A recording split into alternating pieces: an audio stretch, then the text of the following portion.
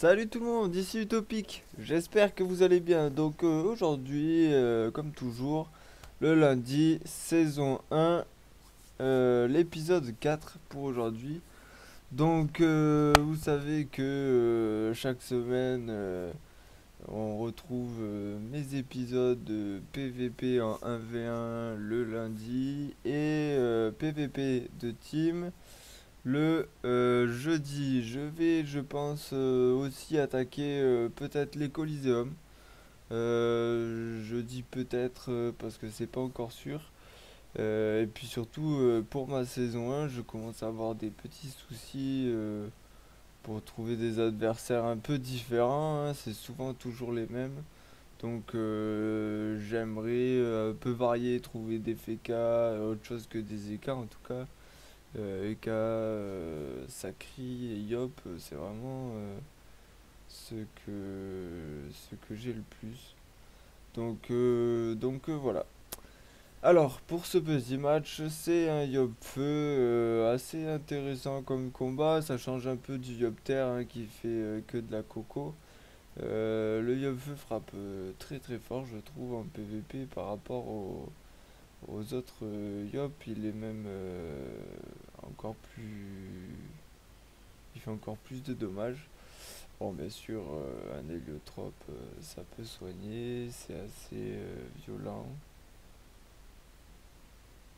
Et voilà, donc la petite erreur de sa part, il joue avec mes portails et il se retrouve donc bloqué très loin avec beaucoup de rocks qui lui arrivent dessus. C'était pas forcément la meilleure idée, surtout qu'il sort d'un tir donc de précipitation. Donc pas beaucoup de PA et bon bah voilà. C'est vrai que là il est pas loin d'être mort.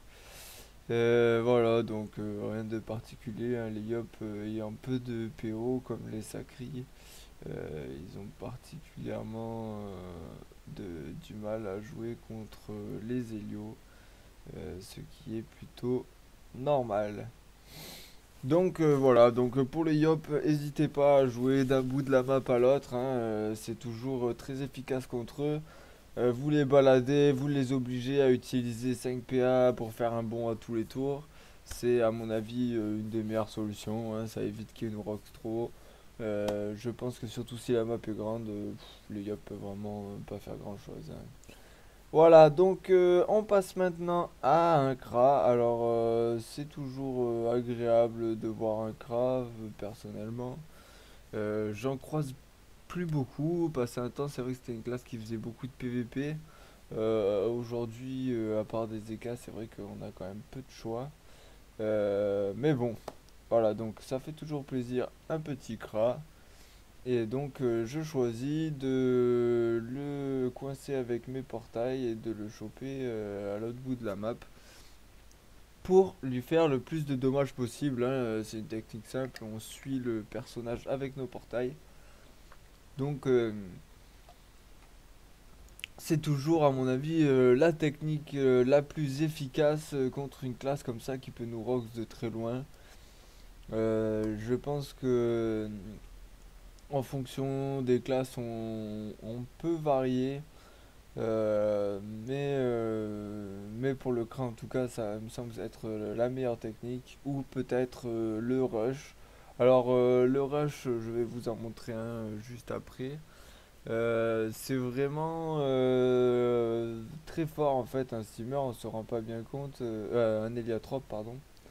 On se rend pas bien compte, mais il peut rush et au corps à corps, un héliatrope, c'est très très fort. Ça peut soigner, ça peut faire des dommages. Donc c'est toujours intéressant. Pour ce qui est de cette technique, donc là vous pouvez voir, je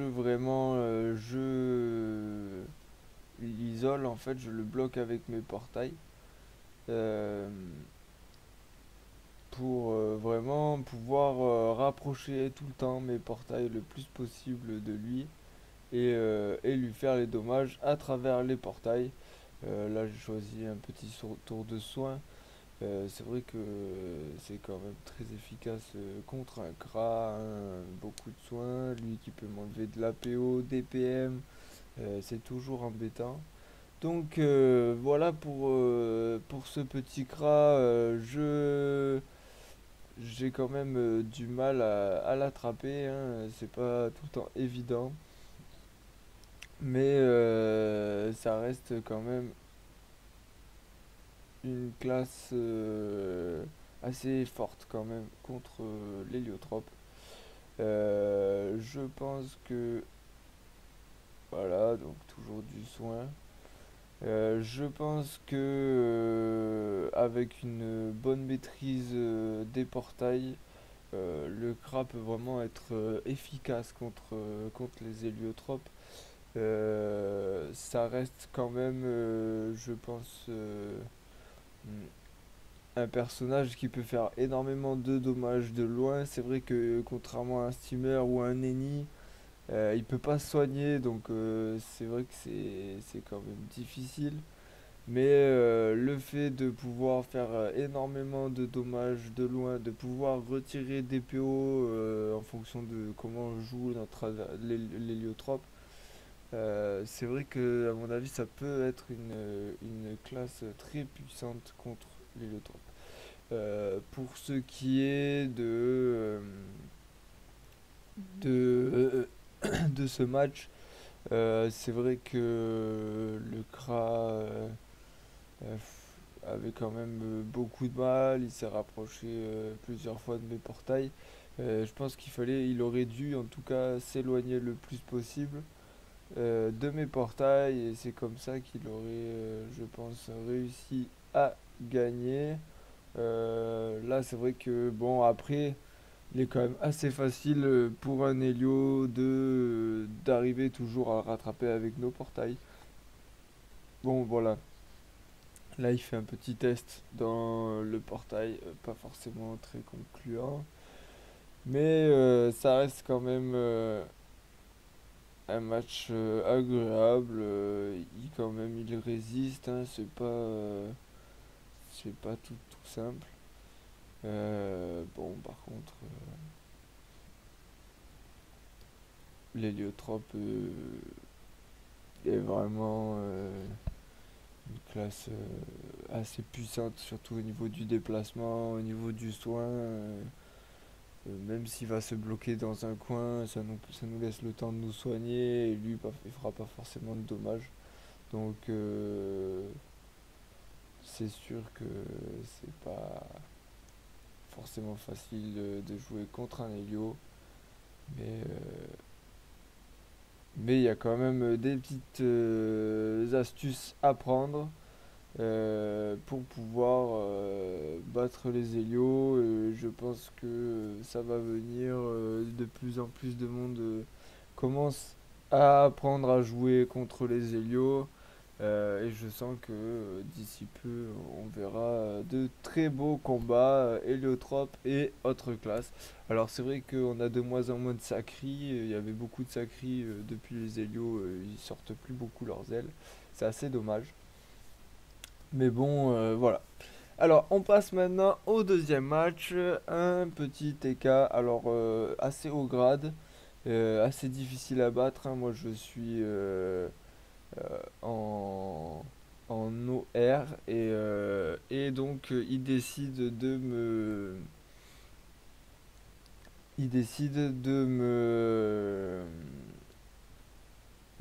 mettre de l'érosion dès le départ.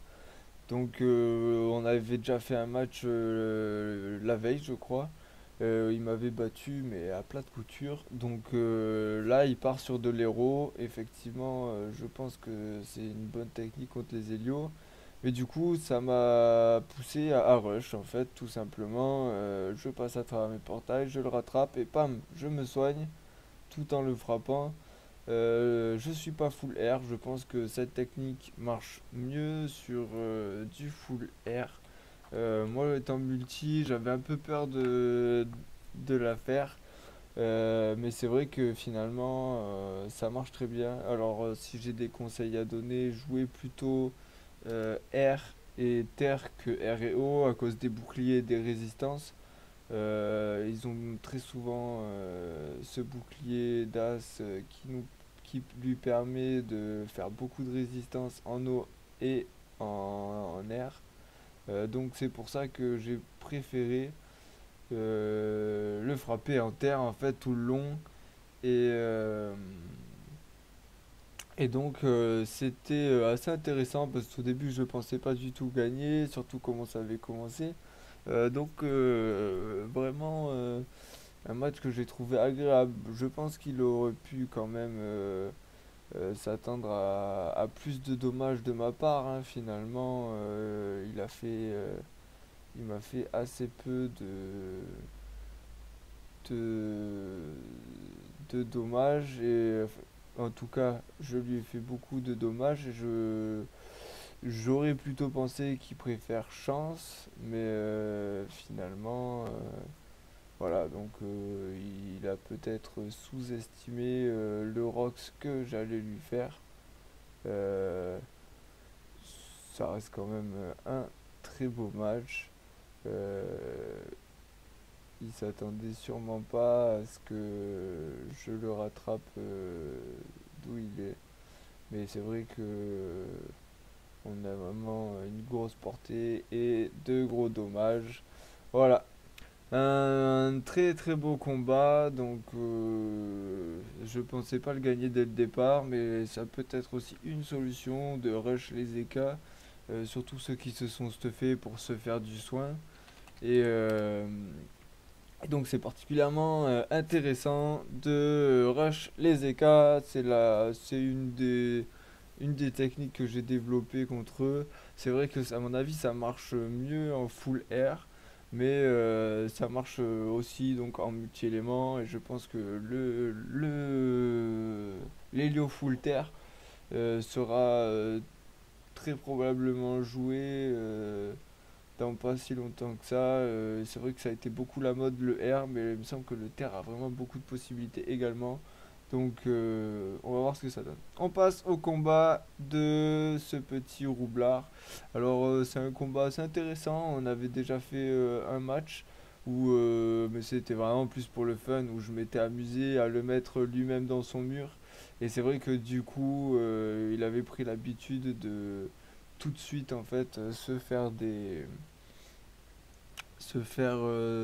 comment ça s'appelle son sort qui lui permet de se protéger des dégâts de ses bombes et donc j'ai décidé d'arrêter de jouer fun et de le mettre dans ses bombes et donc faire un match normal, le laisser faire et lui envoyer des bombes tout en s'éloignant le plus possible des bombes.